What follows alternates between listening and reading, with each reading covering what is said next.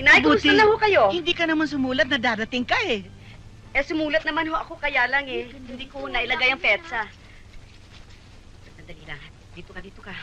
Jack, na magugulat ang mga bata. Magugulat ang asawa mo. Eh, si Efren ho, kumusta? Piling ko kaya. Mabuti. Nay, di ba sabi niyo sa sulat, may pasalubong kayo? Ayan. Ito para kay John. Ako po si John. Yan. Ako po si John? Joel. Hindi mo na tuloy kilala mga anak mo. Kailangan ko lang sanayin ng sarili ko kung sino sa kanila si John at si Joel. Ang dami ko pa pong bagong t-shirt eh. Marami ba yan? Konti nga yan eh. Hindi po, marami pa nga po doon sa aparador. Hindi pa nga po namin nagagamit eh. Sino may bigay? Tita Neneng po.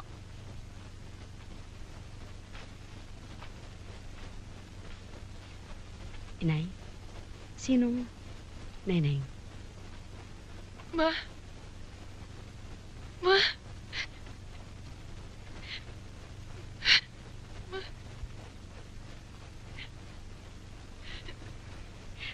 Rasa?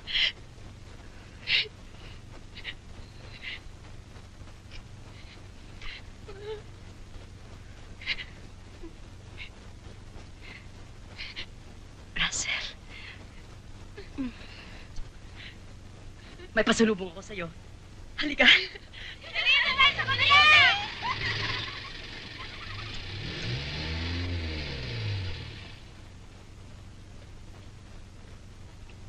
Pare, papasok muna ako sa loob, ha? Ma?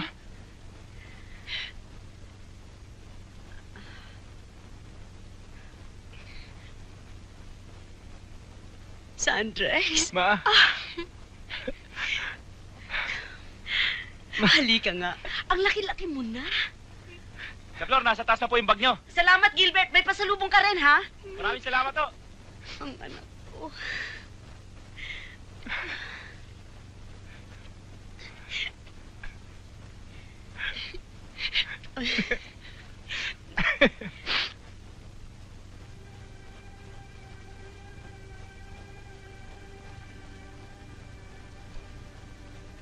Sandrex, tingin mo oh.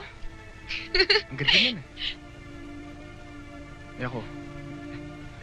Bakit para kang nakakita ng multo?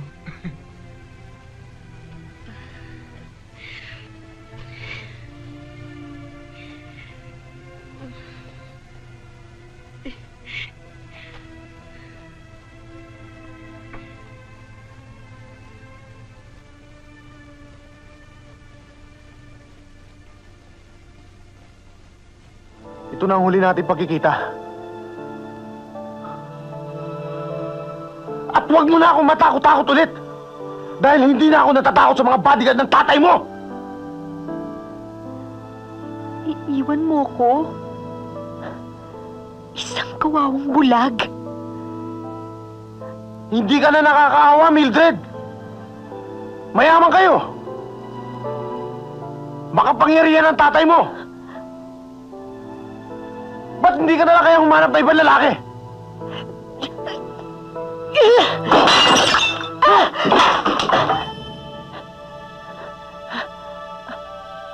Nakakakita ka na? Nakakakita ka na? Nakakakita ka na?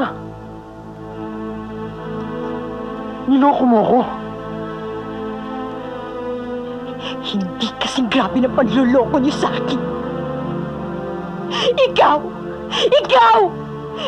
at ang babaeng ito, niloko niyo ako, Jake! Ginawa ko ang lahat para sa'yo. Ginawa ko ang lahat para mapansin mo ko. Katulad ng dati, katulad ng pagmamahalan natin dati. Pero wala kang awa, Jake. Wala kang awa. Hindi ka naawa sa akin. Ginawa ko ang lahat para sa'yo, Jake. Ginawa ko ang lahat para sa'yo. Hindi ka na naawa sa akin. Hindi ka naawa sa akin. Umalis ka na, Mildred.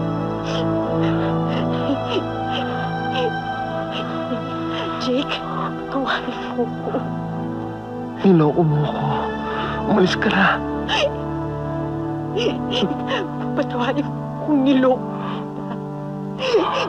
Patawarin mo ako, Jack.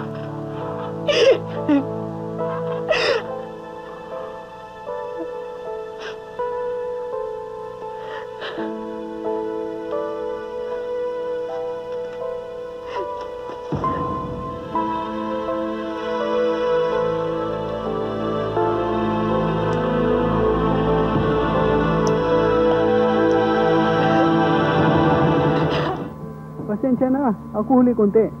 Pero upo ka, upo. Ako kausap lang sanali. Pero ayos natin problema. O ano? Ano problema? Ikaw sabi, huwag kahiya. Ako tulong sa'yo. Mr. Lee,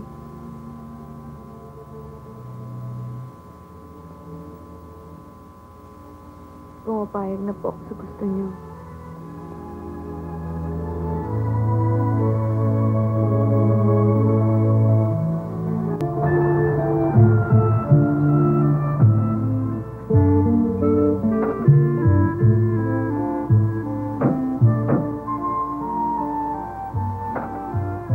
Pakilagay naman dito. Magkano ho? 25 pesos po. Ito ho. Salamat ha.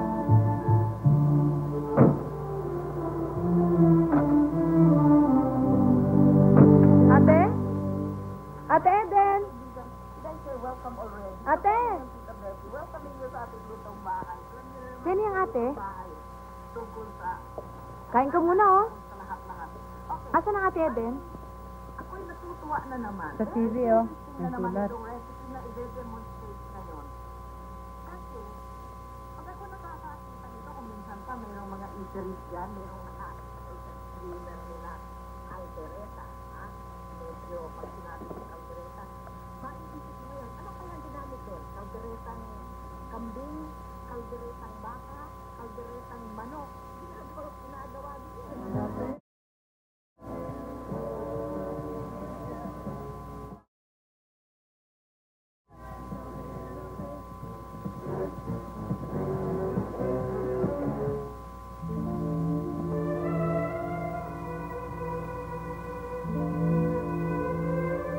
Hindi niya dapat ginawa ito eh.